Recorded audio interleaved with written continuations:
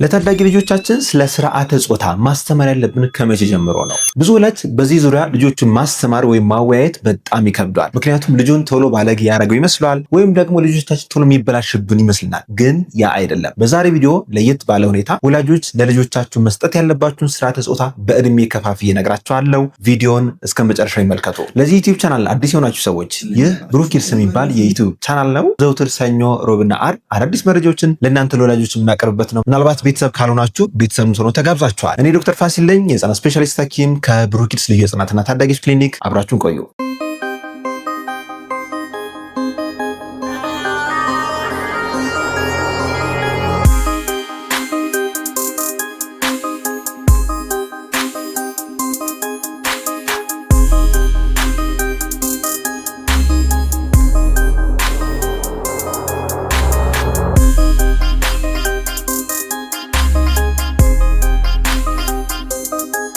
በዛሬ ቪዲዮ ለየት ባለ ሁኔታ ስለ ስርዓተ ጾታ ነው የምነግራችሁ። ስርዓተ ጾታ ስያሜው ራሱ እንደሚያመለክተው ስርዓት አለው፣ ትምህርት አለው። ታዲያ ይህ ነገር ብዙዎቻችን የሚመስለን ሁሉንም ነገር በአንድ ቀን ስብስብ አድርገን ልጆቻችን በአንድ ዝርግፍ አድርገን የምናወራው ይመስላችኋል አይደለ? እንደዛ አይደለም። ስርዓተ ጾታ በትምህርት ክፍፍል አለው፣ በእድሜ ክፍፍል አለው። ለእያንዳንዱ እድሜና በጾታ አይነታቸው የሚማሩት ትምህርት ነው። ይህ ደግሞ ገና ከ3 ዓመት ጀምሮ ይጀምራል። ብዙ ሰው 3 ዓመት ሲባል በጣም ይደነግጣል። ሆኖም ግን በእድሜ ከፋፍዬ እነግራችኋለሁ። በእያንዳንዱ እድሜ ለልጆቻችሁ ምን ማሳወቅ እንዳለባችሁ፣ ምን መናገር እንዳለባችሁ ወላጆች ማወቅ አለባችሁ። ከዛ በፊት ግን አንድ ነገር ላስታውሳችሁ። ልጆቻችሁን ጓደኞች አድርጋችሁ ታውቃላችሁ? ወይም እንደ ጓደኛ ነው ትሪት የምታደርጓቸው ወይስ እንደ ወላጅና እንደ ታላቅ ነው ትሪት የምታደርጓቸው? ብዙ ጊዜ ልጆቻችን ስለዚህ ጉዳይ ለማውራት እንዳያፍሩ ከተፈለገ ቀድመ ልጆቻችን ገና ከ3 ዓመት ከ4 ዓመት ጀምሮ ጓደኛ ልናደርጋቸው ይገባል። ጓደኛ ካላደረግናቸው የምናወራቸው ነገር በጣም ይጨንቃቸዋል፣ ይከብዳቸዋል። ፍሪ ሆነው ሀሳባቸው እንኳን ለእናንተ ላይገልጹ ይችላሉ። ስለዚህ ቅድሚያ መስጠት ያለባችሁ ይህን ትምህርትን ከማስተማራችሁ በፊት ልጆቻችሁን በደንብ ማዳመጥ፣ ጓደኛ መሆን፣ በቂ ጊዜ መስጠት፣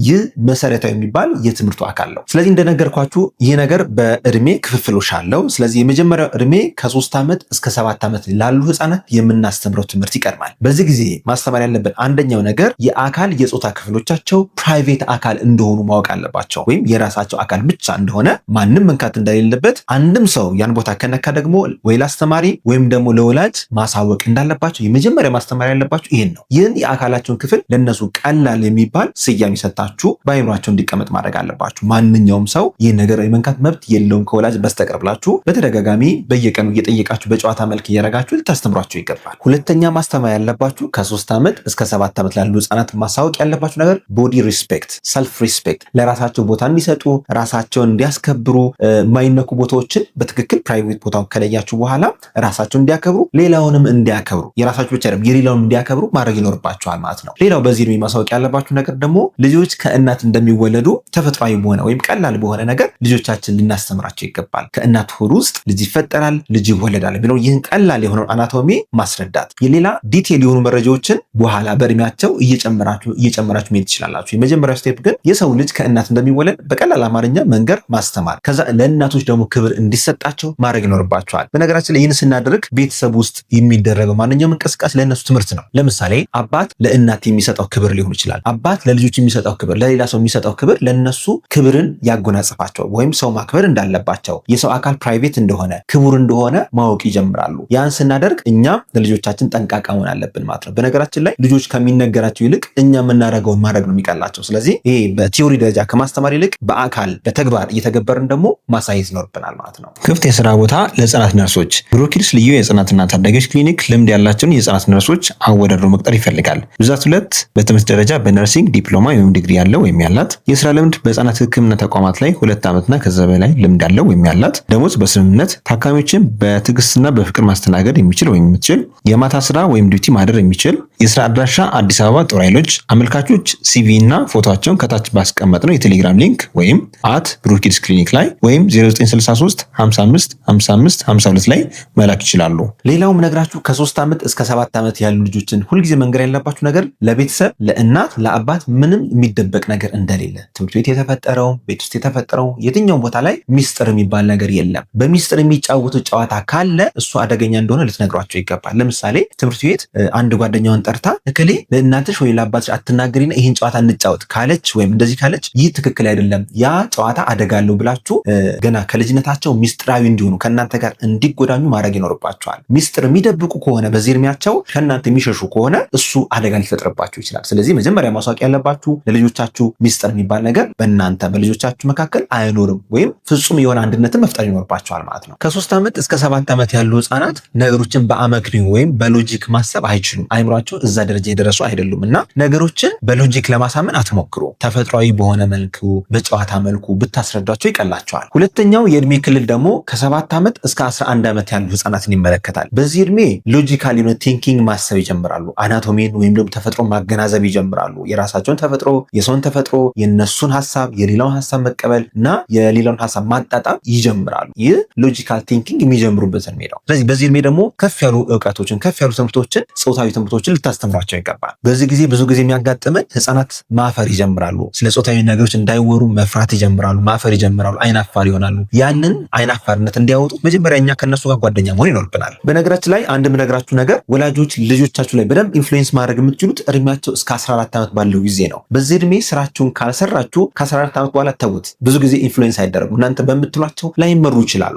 እስከ 14 ዓመት ያለው እድሜ በጣም ክሪቲካል ነውና ያችን እድሜ ጓደኛ ሆነ ከነሱ ጋር እያወራን ነገሮችን መስመር ሼፕ ማስያዝ ይኖርብናል። ብዙ ጊዜ ታዳጊ ህጻናት 14 ዓመት 15 ዓመትና ከዛ በላይ ከሆኑ ከእናንተ ይልቅ ጓደኞቻቸው፣ ከእናንተ ይልቅ ሶሻል ሚዲያ፣ ከእናንተ ይልቅ ኢንተርኔት ማንበብ ይጀምራሉ። ስለዚህ እናንተ የምትሰጧቸው ኢንፑት ያን ያለ ላይሆን ይችላል። ስለዚህ ቀድመን አይምሯቸውንም ባህሪያቸውን መስራት ያለብን ከ14 ዓመት በታች ባሉ ህጻናት ላይ ነው። ስለዚህ ከ7 ዓመት እስከ 11 ዓመት ያሉ ታዳጊ ህጻናትን ምን እናስተምራቸው? አንደኛ ጉርምስና ምን እንደሆነ፣ በጉርምስና እድሜ ምን እንደሚጠበቅ፣ ወንዶች ላይ ሴቶች ላይ ምን አይነት ለውጦች ሊከሰቱ እንደሚችሉ መጠበቅ አለባቸው። ለምሳሌ እናት ሴት ልጇን ጠርታ አንድ ቀን ቁጭ ብላ ስለ ወር አበባ ልታወራ ትችላለች። በዚህ እድሜ የወር አበባ በወር አንድ ጊዜ እንደሚመጣ፣ አንዳንዴ ሊያስደነግጥ እንደሚችል፣ መደንገጥ እንደሌለባት የመሳሰሉ ስለ ሞዴስ አጠቃቀም የመሳሰሉትን ቀለል አድርጋ እናት ለልጇ ብታስተምር ይመከራል። ምክንያቱም ይህ በጉርምስና እድሜ የሚከሰት ነገር ስለሆነ ያ ነገር ሳይከሰት ቀድመን ዲስከስ ብናረጋቸው፣ ለምሳሌ 10 ዓመት ላይ ሊሆን ይችላል፣ 9 ዓመት ላይ ሊሆን ይችላል፣ 11 ዓመት ላይ ሊሆን ይችላል። ሳይከሰት ቀድሞ ብናወራቸው አይደነግጡም ልጆቻችን። አለበለዚያ ግን ድንገት ሳንነግራቸው ነገሮች ከተከሰቱ በጣም ይደነግጣሉ፣